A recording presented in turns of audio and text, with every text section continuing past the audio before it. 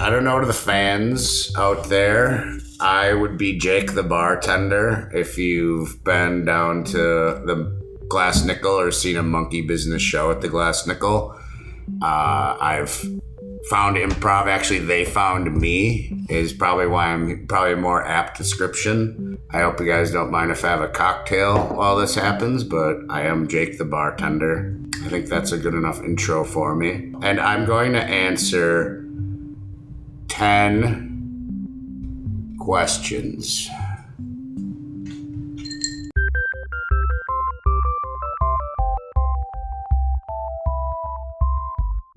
How long would it take you to kill a deer with your bare hands?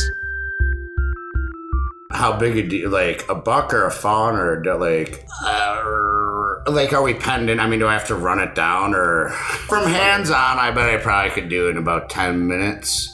I think that I could figure out a way to strangle it. I mean, I don't know how else. Maybe break its neck. Those would be the only options. I really think that if it was me, like I hunted. So if he gave me a bow and arrow or a gun, I don't know, seconds. I think barehanded, like I said, I can only think of 2 ways to really do it.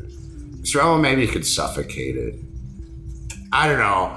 However long that would take, 10 minutes. If I could have it down and just be like, all right, okay. Because, it's down. I can kneel on it. And I think my hands would be strong. I know where its air is or its arteries, but I hope that you don't have, hey, you brought a deer, Sean? Let's get the timer. I do think it'd take me longer to catch it than to kill it. Hold on. Does the deer have a good sense of humor? Because I might be able to kill with laughter and like 2 jokes, but I'm kidding. You can edit that out. What's your shower routine like?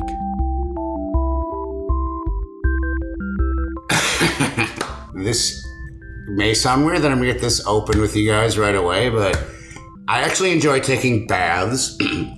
Believe it or not. I mean, I have nothing against showers, and yes, I understand the effectiveness of getting water, top-down cleaning, I really like a bath. I like bubble baths. I like bath bombs. I like splashing and playing in the water.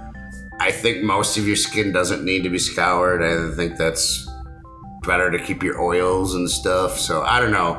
I'm a bath person. I think that there's 2 types of bath people. Either people who fill the bath entirely before they get in, or people are willing to get in while it's still getting filled. Though doing both, I'm more of I like being in there while the water's running kind of guy, and the bubble's getting bigger, and totally my jam. That would be my routine. Probably more than once daily. I love being in water. I'm a water person. There's a swimming pool. This interview might be happening while I was swimming right now. So I feel like your skin it gets the blood flowing throughout you as opposed to being utilitarian and clean. It's a process. It's something I enjoy and I find it really relaxing. I'll get you a bath bomb, Sean. By the way, they make great Christmas gifts, especially for people you kind of know, or this isn't too intimate, but it's in that price range where you could bring it to a gift exchange or a coworker, and it's really not a weird thing, It's like a step above a candle. What brought you to the Maury Povich show? I'm more of a Jerry Springer guy, to be honest. And yes, I get sucked into bad TV like anybody. Maury, if you really want to know what I think works for the show, is the reveal. I mean, wait, I'll have to go to work and I'm get sucked in, and then I have to find out if these people I don't know had a kid together or not. And then somehow I find myself being weirdly judgmental. That's why I think the show works. Do I like myself for that? No. And I do think there are better versions than Maury. Jerry's a D-bag at point. I don't know. I like Jerry, I guess. His show is fun. I think it was the trailblazer. There might have been things like, what was the dude who had the big mouth? Morton Downey Jr. Might have been a little before these guys. Kind of imagine a Andrew Dice Clay version of Jerry Springer. I think he's the guy who infamously said the anus is an exit, not an entrance. I think that's that guy, and I think that he kind of tipped off those kind of shows, if I remember right. But I don't know. Jerry Springer, I thought, is the premier of those. I mean, they have spin-offs like Steve Wilkos, like, who I think he's a guy that if I would never ever be on a show. I don't know what I did, but I would not want to be on his show ever.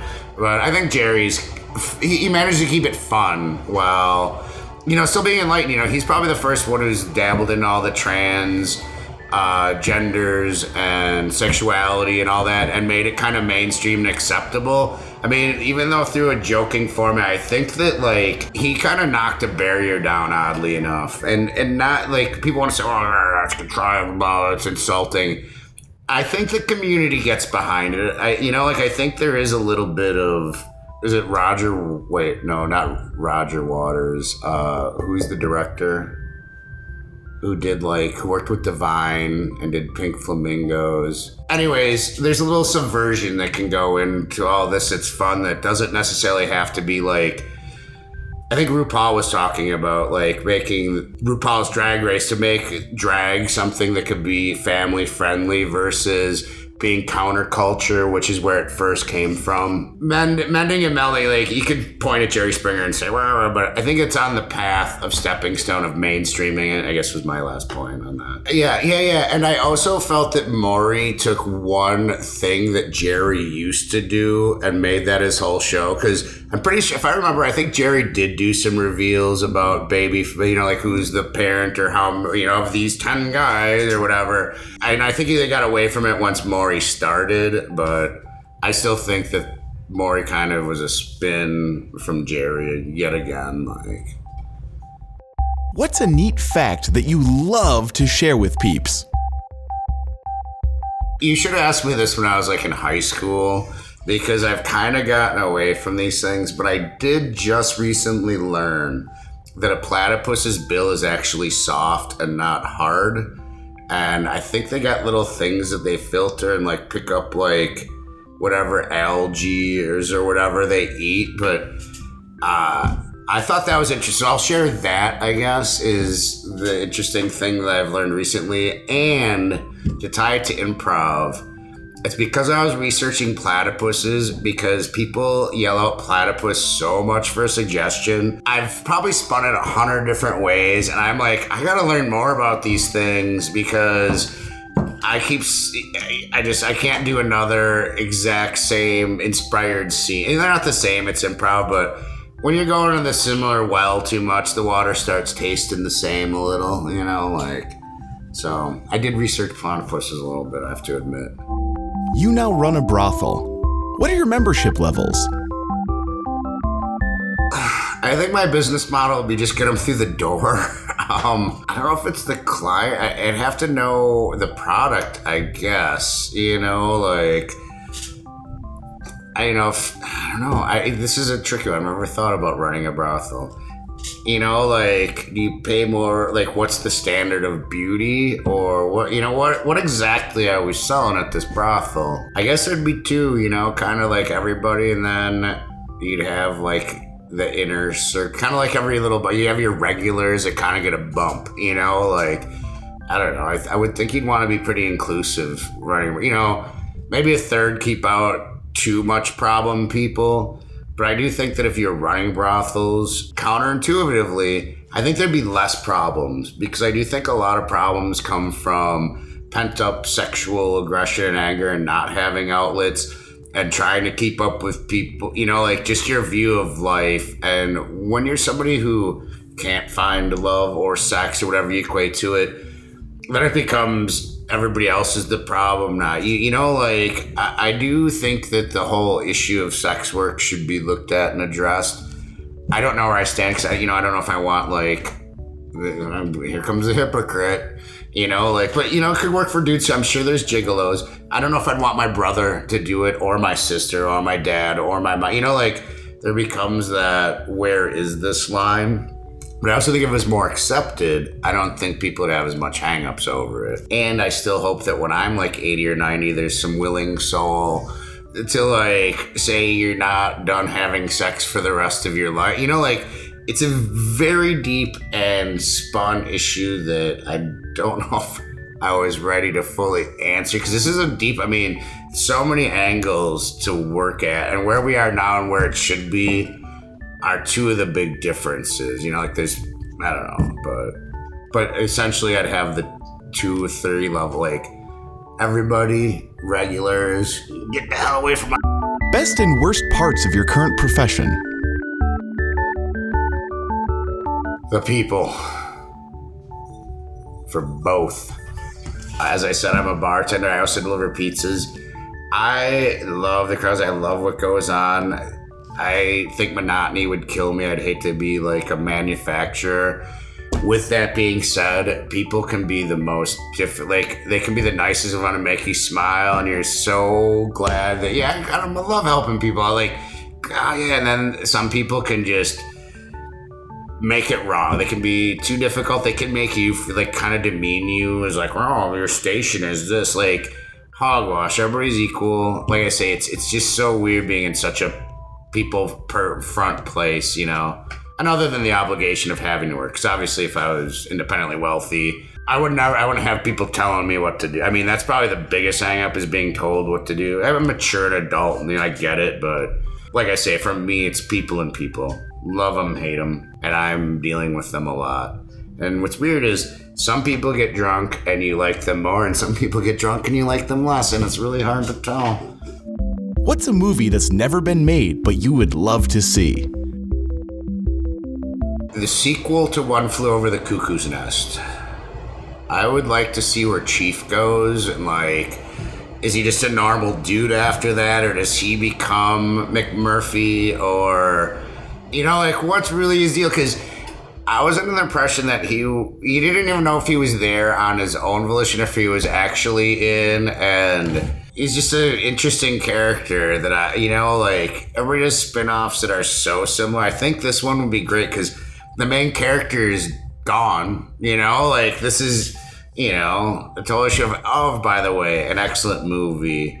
And nobody really makes a good tragedy anymore. Like, I mean, when they do, they seem to win award, but even then, they seem kind of like they are good until they go to they never really just give you the gut punch, like, oh man, you know, like, such a good movie. Like I say, dude, who I bet a lot of people feel like, as far as I can tell, I fight and fuck too much. Like, thinking he's going to not go to jail, he's going to go to the lighter, you know, mental institution until he gets institutionalized by them.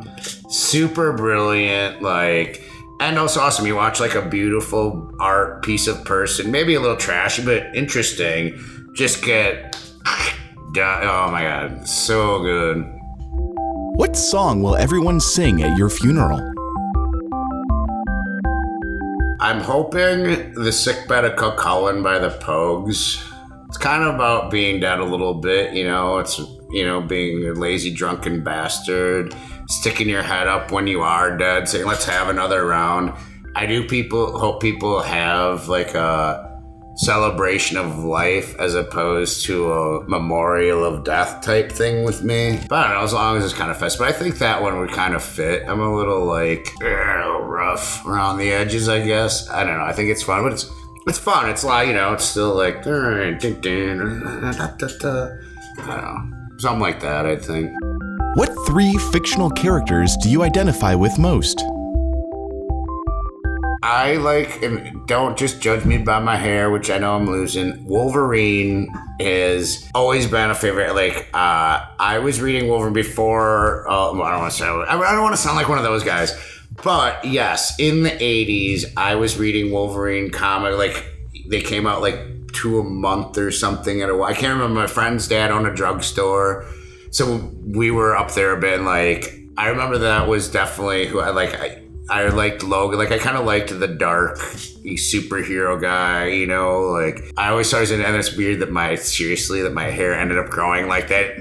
Totally coincidental. I, as a kid, always liked watching Perry Mason. I don't know if I was this weird, mature kid or whatever. Perry Mason and Sherlock Holmes have always kind of had this, like, their ability to kind of see truth is like a weird superpower. You know, like it's not like I'm tearing down a building, but it's like you ain't getting nothing by me. It's kind of between those guys and like.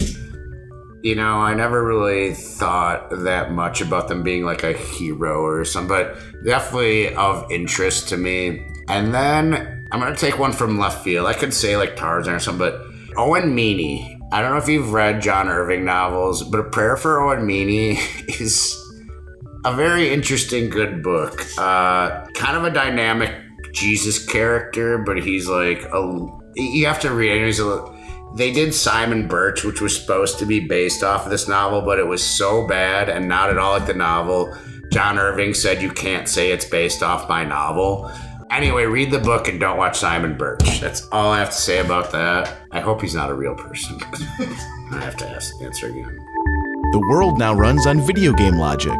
What's your first move? Well, if I remember Zork, I think I go north and look for an axe. No, I think I would have to speak a little clearer. I do slur and mumble a little bit, but I did know basic. But when I did computer programming, it went from basic to like Pascal to wherever else. But basic is what I know. I wrote this immense, actually my friend wrote it, but he wrote it on Commodore and I had an Apple, so I had to translate.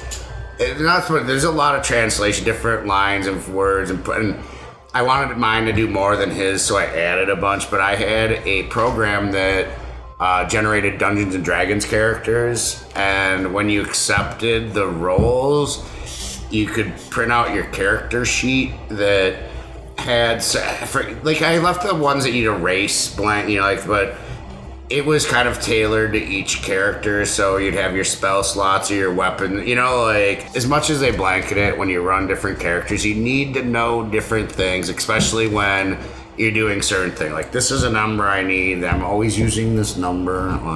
So I don't know how the world would change. Like I said, I'd probably just listen to more of what the commands were, who knows? I might dress a little more colorfully. Hey, congrats. Hey. You just made a YouTube video. Sweet. How'd that feel? It was good? Felt better after beer and board games. No, I'm just kidding. Actually, I don't know if I did. Christ.